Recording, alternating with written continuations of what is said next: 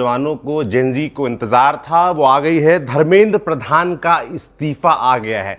Gen Z युवा CJP का protest Jantar Mantar पर जितने लंबे समय से चल रहा था, 1 महीने से ज्यादा समय से चल रहा था, सोनम वांगचुक ने जिस विषय के लिए 26 दिन की लंबी भूख हड़ताल की, उसका नतीजा फाइनली आ गया है। जो जेनजी वहां पर टिका रहा, उसका नतीजा आ गया है। धर्मेंद्र प्रधान ने खुद अपने सोशल मीडिया एक्स अकाउंट पर आकर बाकायदा एक चिट्ठी डालकर जानकारी दी है कि उन्होंने इस्तीफा दे दिया है। सबको मन में एक कयास चल रहा था।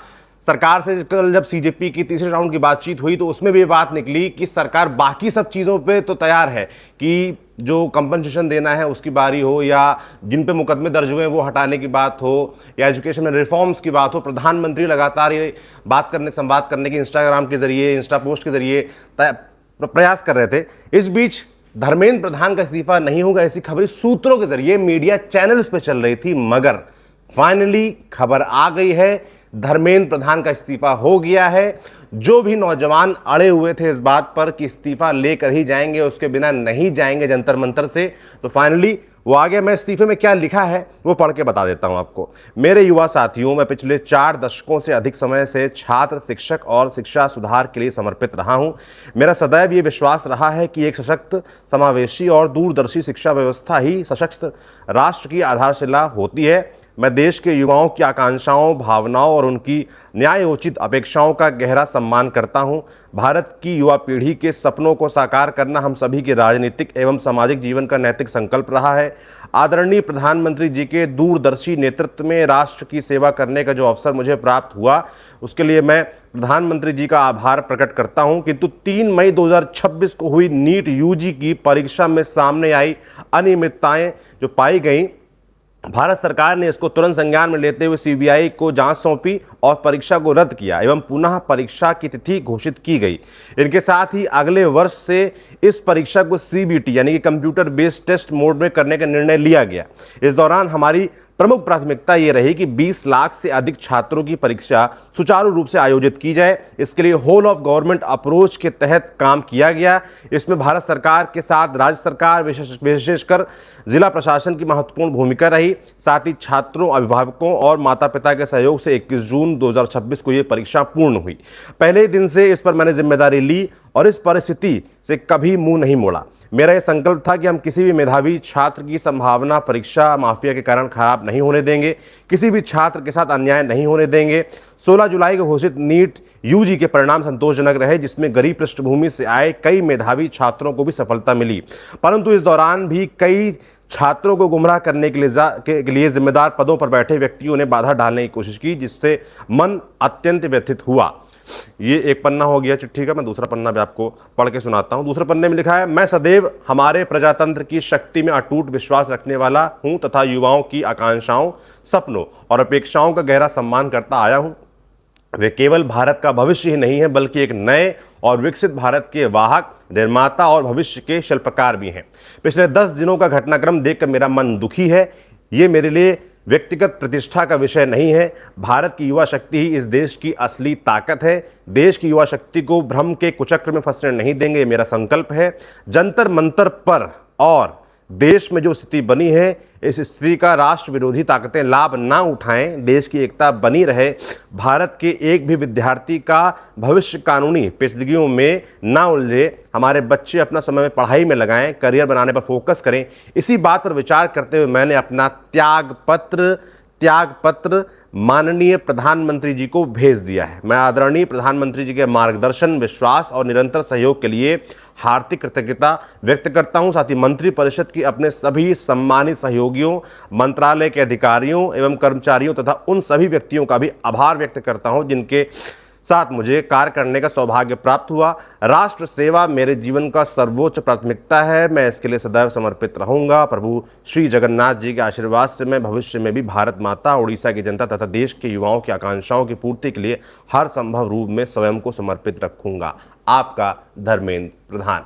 धर्मेंद्र प्रधान का इस्तीफा 2 पन्नों की लंबी चिट्ठी में उनका पूरा ब्यौरा जो उनके मन में चल रहा है वो, और साथ ही अंत में बात कि त्याग पत्र प्रधानमंत्री नरेंद्र मोदी को भेज दिया गया है। यानी लोकतंत्र की जीत हुई है, लोकशाही की जीत हुई है। जनतंत्र की जीत हुई है। ये जो नौजवान इतने लंबे समय से डटे हुए थे जंतर मंतर पर एजुकेशन में रिफॉर्म्स के साथ ही एजुकेशन में जवाबदेही, अकाउंटेबिलिटी के लिए, कि जिसकी गलती है, जो शीर्ष पर बैठा है शिक्षा मंत्री, उनकी गलती है, वो अपनी गलती माने, और गलती मानी शिक्षा मंत्री ने। ये आपकी जीत है, ये आपकी ताकत की जीत है, जनता की जीत है, नौजवानों की जीत है, जेन ज़ी की जीत है, जिसने अपने नए तरीके से अपने प्रोटेस्ट को दिखाया, भारत को एक नया, मैं कहता हूं, दर्शन दिया प्रोटेस्ट का।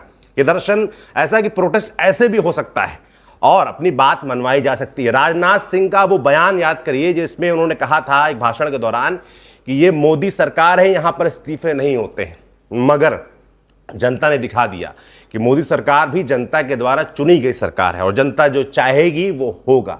सरकार के चाहने से नहीं, जनता के चाहने से देश चलेगा। और जनता ने चाहा, जनता आड़ी, जनता डटी जंतर मंतर के मोर्चे पर, और अंततः ये इस्तीफा आया है। धर्मेंद्र प्रधान का इस्तीफा आ गया है।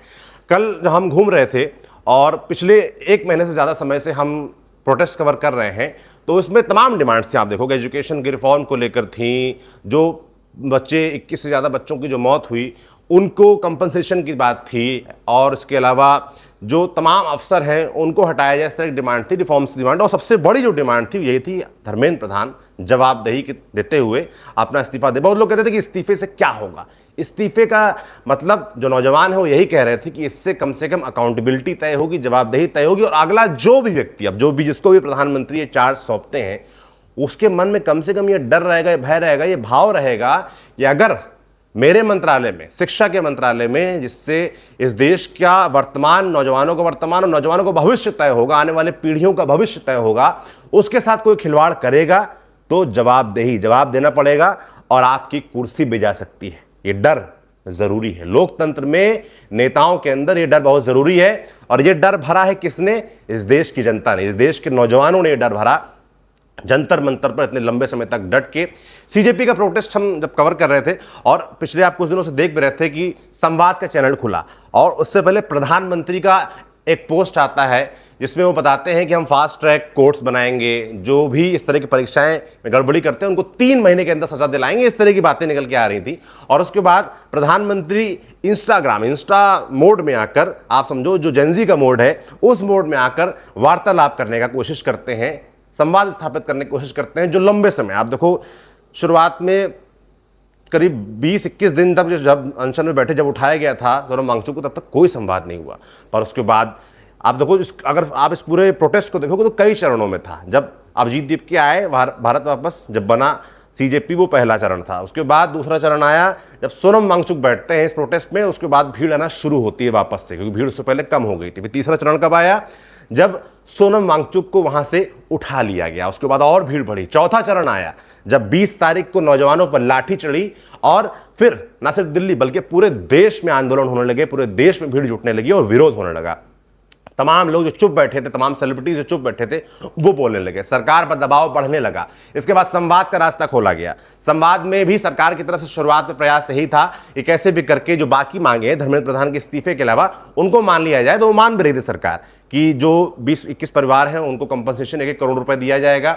इसके अलावा एजुकेशन में रिफॉर्म्स की बात हो रही थी। एक नया बिल आएगा जो कि सोमवार को भी बताया जा रहा है कि सरकार प्रयास करेगी पास कराने की। उसका मसौदा प्रधानमंत्री ने खुद बताया कि मेरे पास आ गया है और हम बहुत जल्दी उसको पास कराएंगे, जिससे पेपर लीक जो करने वाले लोग हैं उन पर सख्ती हो पाएगी। उनके मन में एक डर आएगा कि अगर हम करेंगे तो हमारे साथ क्या हो सकता है इस देश में। तो प्रधानमंत्री, और इसके बाद भी नौजवान इन सब बातों को सुन रहे थे, मगर वो एक बात पर बिल्कुल तैयार नहीं थे, वो ये कि धर्मेंद्र प्रधान को इस्तीफा देना होगा। और अंततः धर्मेंद्र प्रधान ने इस्तीफा दिया। नौजवानों ने जीत छीन कर ली है, ये अपना हक उन्होंने अड़ कर लिया है, डट कर लिया है। इसके लिए इस देश के नौजवानों को बधाई, और इस पूरे देश को बधाई। जो भी जिस भी विचार के लोग हैं सबको बधाई। जो भी इस देश में लोकतंत्र पर भरोसा करने वाले लोग हैं उन सबको बधाई कि जनता की जीत हुई है। वो कहते हैं ना, एक पत्थर तो तबीयत से उछालो यारो, तो एकदम पत्थर तबीयत से उछाला है और आसमान में सुराख हो गया है। दुष्यंत कुमार की जो कविता है ये चरितार्थ हो गई है, नौजवानों ने करके दिखाया है। वहां पर धर्मेंद्र प्रधान का इस्तीफा लेकर वो जा रहे हैं। जाहिर सी बात है कि अब सबकी नजर इस बात पर रहने वाली है कि जो वहां पर हजारों नौजवान पिछले कई दिनों से, खासतौर पे सोनम वांगचुक के उठाए जाने के बाद से आ रहा था, बढ़ रहा था। कल रात भी हम लोग थे तो भयानक भीड़ थी, हजारों की संख्या में। रात में भी 2 बजे 3 बजे रात भर लोग, सुबह फिर मैंने पता किया सुबह भी दिन भर लोग, इस तरह की खबरें। उसके बीच तमाम खबरें इस तरह के भी आ रही कि प्रोटेस्ट पे आने से लोगों को रोका जा रहा है, इस तरह की खबरें आई कि जो लोग आ रहे हैं उनको डिटेन करने की कोशिश की जा रही, इस तरह की खबरें आ रही थी। हालांकि दिल्ली पुलिस लगातार इन खबरों का खंडन कर रही थी, मगर इन सबको किनारे लगा दीजिए, अंततः वो हो गया है जिसके लिए आप डटे थे, धर्मेंद्र प्रधान का इस्तीफा। आप सब क्या सोचते हैं, आप सबके मन में क्या चल रहा है, कमेंट बॉक्स में लिखकर जरूर बताइएगा। मेरा नाम सौरभ त्रिपाठी, मेरे साथी अभिनव फील्ड पर है, मेरे साथी विनय सुल्तान जंतर मंतर पर फील्ड पर है। मैं भी जल्द पहुंचूंगा।